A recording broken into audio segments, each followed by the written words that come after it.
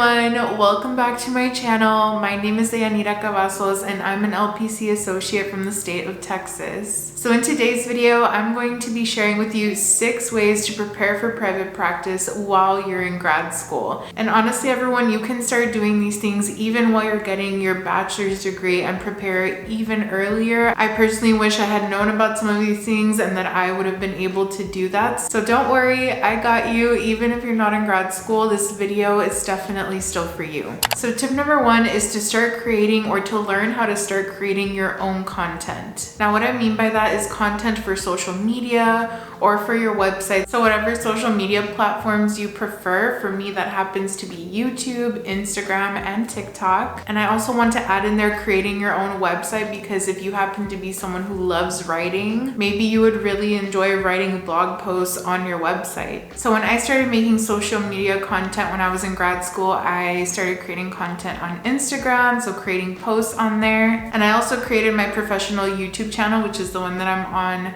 right now. I had already been on YouTube prior to this, but this was one that I launched after I graduated, and I honestly wish that I would have started it sooner. And there definitely are free ways to start creating content. For example, creating a social media account is free, so you can create an Instagram or a Facebook page, whatever social media platform that you want to get into. And personally, I use canva.com to create the posts that you see on there if you've ever been on my Instagram. And for the past 3+ years, I used Canva's free option and only recently upgraded to paying a monthly fee for that. But you can create so many professional looking and beautiful looking posts by using their free features. So I would definitely encourage you to just get in there and start learning. And it can actually be a really fun creative outlet for you as well. Now, back when I was doing this for fun or for my other YouTube channel, I did not in a million years think that this was a skill that I was going to be able to use and that would help me for my business now. But it definitely is something that I'm so thankful to have taken the time to learn while I was getting my bachelor's degree and while in grad school. So you definitely don't have to feel like this is something that you have to wait on. Tip number 2 is to start researching and brainstorming what populations you want to work with,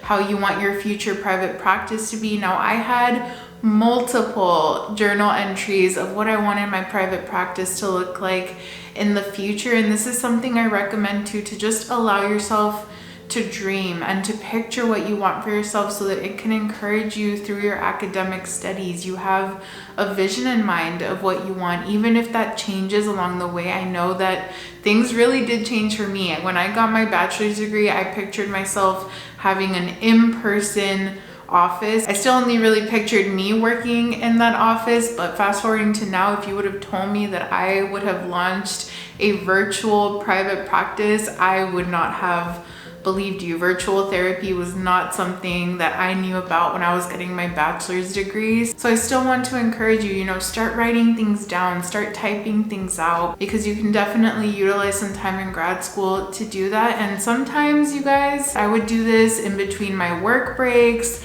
after work, and it was something that actually really ended up encouraging me in the long run to keep going because I had a vision of what I wanted. Moving on to tip number 3, and that is to consume content created by other therapists who you look up to or who are doing the things that you want to be doing. So that can be by watching their YouTube videos, listening to their podcasts, reading their books. I know something that was really helpful for me was listening to podcasts. I'll put some here up on the screen that were really helpful or that I think might be helpful for you. And also watching YouTube videos. So one of my favorite YouTube channels is Private Practice Skills. It's something that I watched when I was in grad school and gave me so many helpful tips. Now, tip number 4 is get an internship site or practicum site that is going to help support the dreams that you have for your private practice in the future. So you definitely want to utilize those experiences and choose them carefully so you can gain those experiences that you want and feel more confident once you graduate launching your private practice. I know if I would have had the option, I would have loved to just launch my private practice after graduating instead of going off to work for someone else's practice. And if you're new to my channel and didn't know this, LPC associates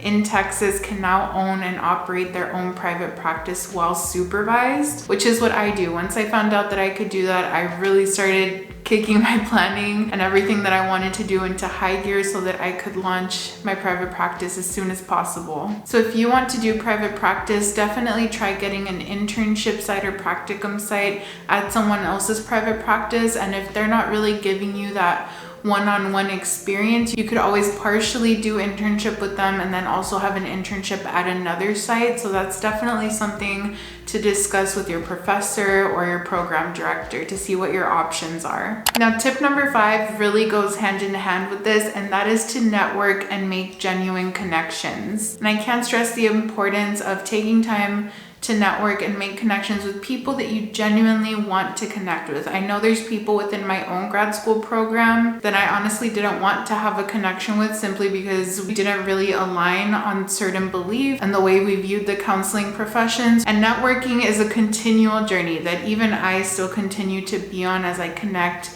with other clinicians online. Since I have my virtual therapy office, I've joined a specific network and meetings for Latina therapists. So it's definitely another option, joining groups, for example, Facebook groups. And I personally view this channel as our own community as well, you know, a place for us to connect and network. So always feel free to chat down in the comment section with me or with each other. You are always welcome to. Now, the last and final tip that I have for you is tip number 6, and that is to explore and develop your own niche or specialties. And what I mean by that is to just really start diving into what you're interested in, what kind of clients you want to work with. So for me personally, I thought that I always wanted to work with adolescents forever and ever, but what I gave myself the chance to do during grad school was to really start exploring what it would be like working with adults, with only female clients, with different type of clients. I started working with veterans. I worked with people with anxiety, depression, bipolar disorder, high crisis situations. So I really allowed myself to explore different options and see what I connected with the most. And so my biggest tip for you in this section is to allow yourself to explore things, because you never know what you might enjoy. I personally did not think that I would be working with adult women, and it's something that I love so much, and I still do enjoy working with adolescents, but I don't do it as much. And we have reached the end of this video, everyone. I'm going to provide some helpful resources for you down in the description box. I know that Marie from Private Practice Goals created a whole video on this topic as well, and she has her own tips that are really great. I still remember watching that video, so I'm gonna go ahead and link that down below. And she started her private practice, from what I remember in watching her videos, when she was in her early to mid 20s. So definitely very inspiring for us all. I personally launched my private practice being 28 years old. I wish I could have done it earlier, but that option was just not available for me. And so I am so excited to provide you all with these helpful videos to hopefully help set you up and prepare you to work in this career field with all of these helpful tips. That is my main goal. There's things that I wish that I would have known, and I'm so excited to continue sharing it with you all. So yes, everyone, I hope this video encourages you to know that you don't have to wait until you graduate to start building up the skills and the things that you can do to have your private practice. You can start now, because the number one thing that I would recommend to anyone is really start building that social media presence, because potential clients can start connecting with you beforehand as you continue to grow and learn more and eventually launch your private practice. And also, everyone, if you didn't know, I also offer consultations for counselors and trainings. The link is always in my description box if you'd like to book your session to work with me or learn more about it. If you like this video, be sure to like it, leave me a comment down below, hit that subscribe button. All of these things help support my channel so that I can keep creating videos for you all. Take care, everyone, and I will see you in my next video. Bye.